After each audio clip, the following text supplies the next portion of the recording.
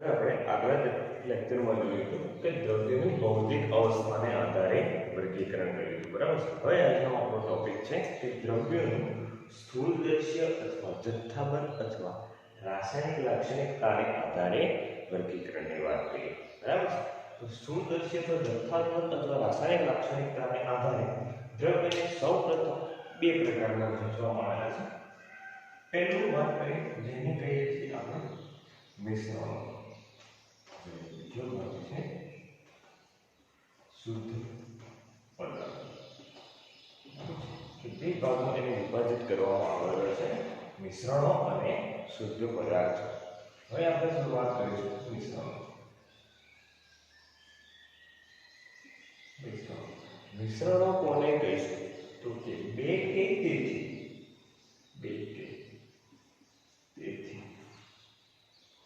વધુ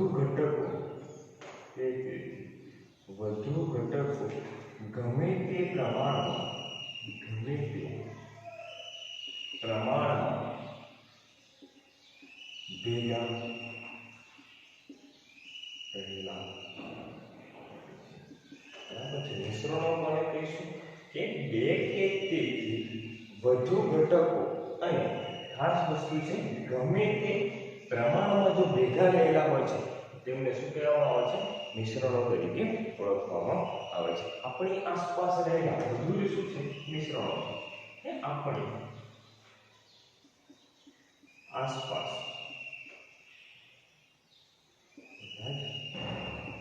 મિશ્રણો, ઉદાહરણ તરીકે વાત કરીએ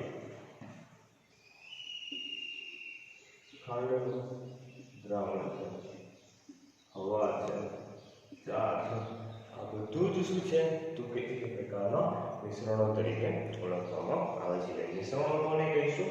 બે કે તેથી વધુ ઘટકો ગમે તે પ્રમાણમાં ભેગા રહેલા હોય તેમને શું કહેવામાં આવે છે? મિશ્રણો તરીકે ઓળખવામાં આવે છે। મિશ્રણોના પાછા બે પ્રકાર છે, સમાન મિશ્રણો અને બીજો ભાગ છે વિષમાન મિશ્રણો, બરાબર છે। મિશ્રણોના બે ભાગ છે, સમાન મિશ્રણો અને વિષમાન મિશ્રણો। હવે વાત કરીશું આપણે સમાન મિશ્રણોની કે સમાન મિશ્રણો કોને કહેવામાં આવે છે તે, બરાબર છે। તો સમાન મિશ્રણોની જો આપણે વાત કરતા હોઈએ તો મિશ્રણમાં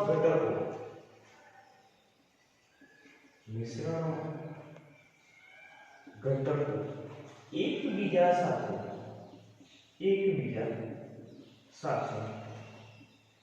સંપૂર્ણ મિશ્ર થયેલા હોય અને આખા મિશ્રણમાં તેમનું સંગઠન એક સમાન હોય છે, બરાબર છે। તો કોને કહીશું કે મિશ્રણમાં આવેલા ઘટકો એકબીજા સાથે સંપૂર્ણ રીતે મિશ્ર થયેલા હોય છે અને આખા મિશ્રણની અંદર તેમનું સંગઠન બધે જ કેવું હોય છે? એક સમાન હોય છે કે મિશ્રણના કોઈ જગ્યાએથી આપણે ઉપાડીએ એ જગ્યાએ આપણને અલગ સંગઠન મળે અને બીજી જગ્યાએ ઉપાડીએ તો આપણને અલગ મળે, આવું આપણને થતું નથી, બરાબર છે।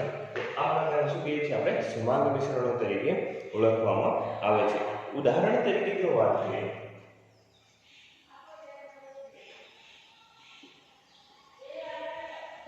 ખાંડનું દ્રાવણ, બરાબર છે, અથવા છે આપણે એવું કોઈ દિવસ થાય છે કે આપણે ચા મૂકેલી છે, જગમાં ચા છે, ઉપરથી પહેલી વાર લીધેલી છે ચા કંઈક અલગ ટેસ્ટ આવે છે, બીજી વાર ચા લઈએ છીએ કંઈક અલગ ટેસ્ટ આવે છે, આવું થવાનું નથી। બધી જગ્યાએ ચાનો ટેસ્ટ કેવો આવે છે? આપણને એક સમાન ચાનો ટેસ્ટ આવતો જોવા મળે છે। કે કોના લીધે થાય છે? કે ચાની અંદર આવેલા જે ઘટકો છે તે આખા મિશ્રણમાં કેવા છે? એક સમાન છે, તેમનું સંગઠન બધે જ કેવું છે? એક સમાન છે। આના કારણે આપણને ટેસ્ટ કેવો આવે છે? બધે એક સમાન આવતો જોવા મળે છે। આના પછીની વાત કરીએ જો આપણે તો આપણી પાસે છે વિષમાંગ મિશ્રણો।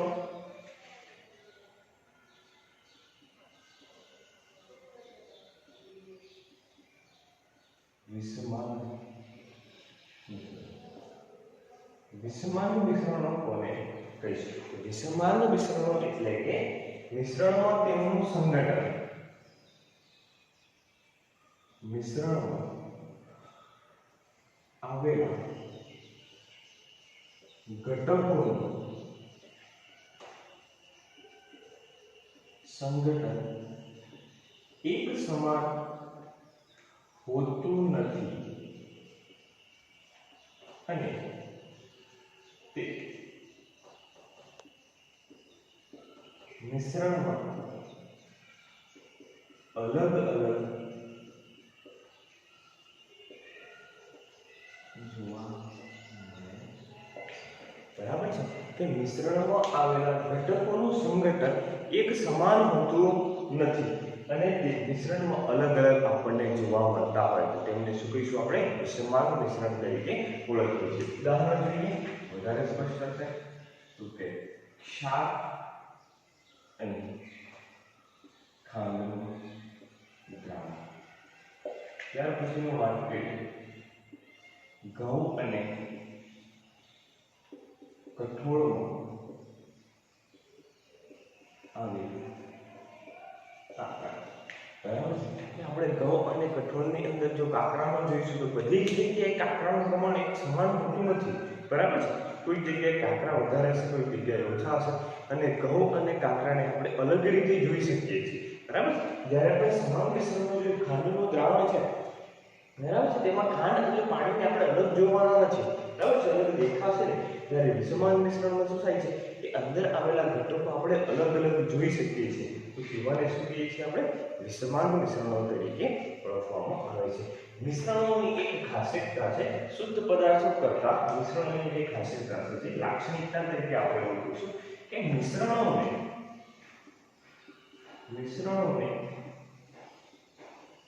સાદી ભૌતિક પદ્ધતિ દ્વારા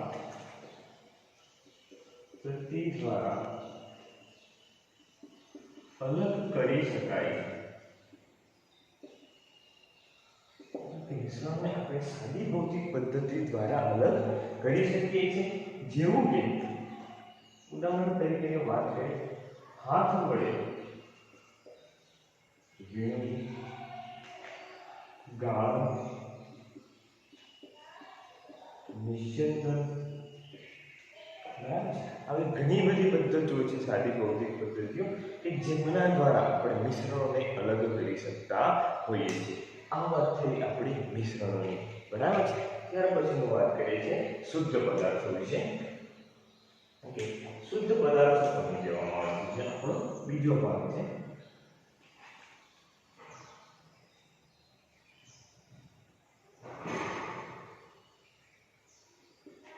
શુદ્ધ પદાર્થોની વાત કરીએ તો શુદ્ધ પદાર્થો એટલે કે તેમાં આવેલા ઘટકોનું સંઘટન નિશ્ચિત હોય. બરાબર છે, શુદ્ધ પદાર્થોની વાત છે કે તેમાં આવેલા ઘટકોનું સંઘટન નિશ્ચિત હોય. બરાબર છે, અહીંયા આપણે શું લીધું છે? મિશ્રણમાં ગમે તે પ્રમાણમાં ભેગા થયેલા હોય છે. શુદ્ધ પદાર્થો એવું નહીં હશે, એક ચોક્કસ પ્રમાણ હશે. બરાબર છે, કે કોઈ પદાર્થ છે તો એની અંદર આવેલા ઘટકોનું પ્રમાણ કેવું હશે? એક ચોક્કસ હશે. તો તેને શું કહીશું? આપણે શુદ્ધ પદાર્થ. ગમે તે પ્રમાણમાં છે તો એને શું કહેવામાં આવે છે? મિશ્રણો તરીકે આપણે ઓળખીશું. શુદ્ધ પદાર્થ એટલે કે ઘટકોનું પ્રમાણ સંઘટન કેવું છે? એક નિશ્ચિત જોવા મળે છે. ઉદાહરણ તરીકે વાત કરીએ કોપર છે, સિલ્વર, ત્યાર પછી વાત કરીએ ગ્લુકોઝ, પાણી છે. બરાબર છે, આ બધા જે શું છે? શુદ્ધ પદાર્થો. ગ્લુકોઝની જો વાત કરતા હોઈએ તો ગ્લુકોઝનું સૂત્ર થઈ જાય છે C6H12O6. બરાબર છે, ગ્લુકોઝ છે એક શુદ્ધ પદાર્થ છે, એનું સૂત્ર શું છે? C6H12O6. એટલે કે તેમાં આવેલા કાર્બન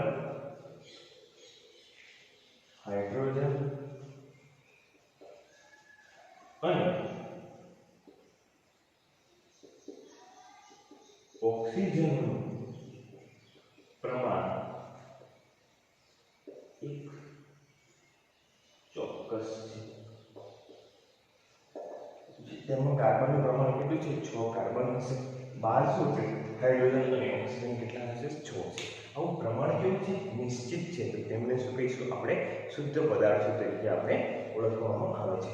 હજુ વાત કરીએ આપણે કે શુદ્ધ પદાર્થોને પાછા આપણે બે ભાગમાં વિભાજિત કરેલા છે, બરાબર છે? શુદ્ધ પદાર્થો જે છે તેમને આપણે પાછા બે ભાગમાં વિભાજિત કરેલા છે.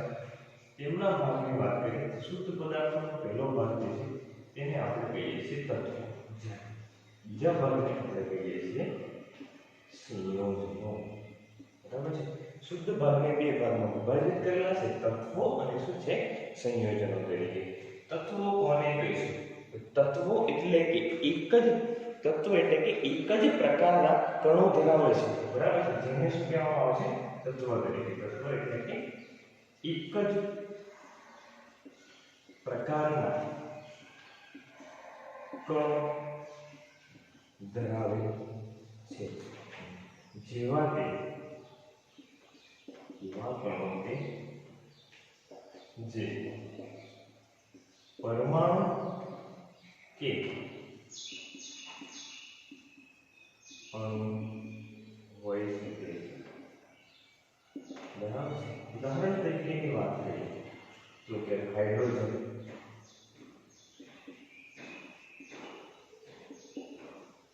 ઓક્સિજન, સોડિયમ,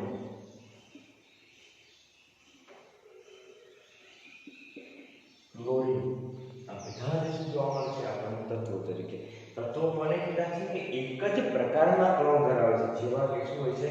પરમાણુ કે અણુ. તેમાં બીજો કોઈ પ્રકાર હોતો નથી. ત્યાર પછી હું વાત કરીએ કે જુદા જુદા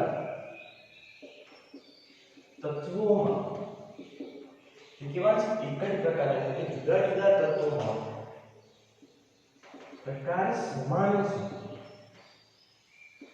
પરંતુ તેમનો સ્વભાવ અલગ અલગ હોય છે, બરાબર છે? તે કેવા છે? પરમાણુ અને અણુના બનેલા છે.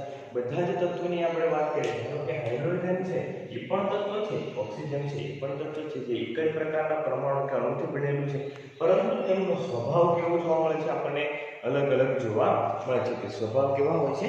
અલગ અલગ જોવા મળે છે. ત્યાર પછી હું વાત કરીએ છીએ કે કેટલાક તત્વો એકલ સ્વરૂપે, એકલ પરમાણુ સ્વરૂપે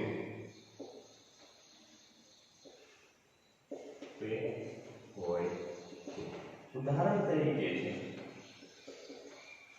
સોડિયમ છે, બરાબર છે? જે કેવું હશે? ફક્ત શું આવેલું હશે? Na, એટલે એકલ સ્વરૂપે આપણને જોવા મળે છે, બરાબર છે? કોપર છે તો બનાવીએ કોપર, તેમાં પણ શું છે? C, એટલે કે એકલ સ્વરૂપે આવેલું છે. જ્યારે બીજા કેટલાક તત્વો જે છે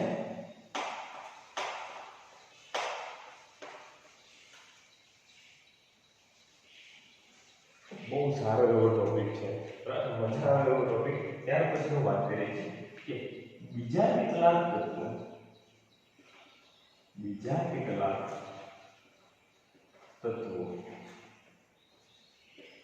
એકલ કે બે કે ત્રણ પરમાણુ કે અણુ સ્વરૂપે હોય છે. ઉદાહરણ તરીકેની વાત કરીએ તો કે હાઇડ્રોજન જે છે H2, બરાબર છે? અહીંયા આપણે જોયું સોડિયમ કે Na, જ્યારે હાઇડ્રોજન માટે શું લખ્યું છે? H2, એટલે કે બે હાઇડ્રોજનના પરમાણુ જોડાઈને અણુ બનાવે છે હાઇડ્રોજન, જે હંમેશા શું હશે? H2 તરીકે આપણને જોવા મળશે. નાઇટ્રોજન તો કે N2, બરાબર છે? જે એકલો N ને પણ શું જોવા મળે છે? N2 સ્વરૂપે. એકલો હાઇડ્રોજન H ને પણ શું જોવા મળે છે? H2 સ્વરૂપે આપણને જોવા મળતા હોય છે કે કેટલાક તત્વો એવા છે જે એકલ સ્વરૂપે હોય છે જેમ કે Na અને કોપર, જ્યારે કેટલાક તત્વો છે 2 કે 3 તત્વો જોડાઈને શું બનાવે છે અણુ સ્વરૂપે એટલે કે H2 અને શું છે N2 સ્વરૂપે જોવા મળે છે. આ વાત થઈ ગઈ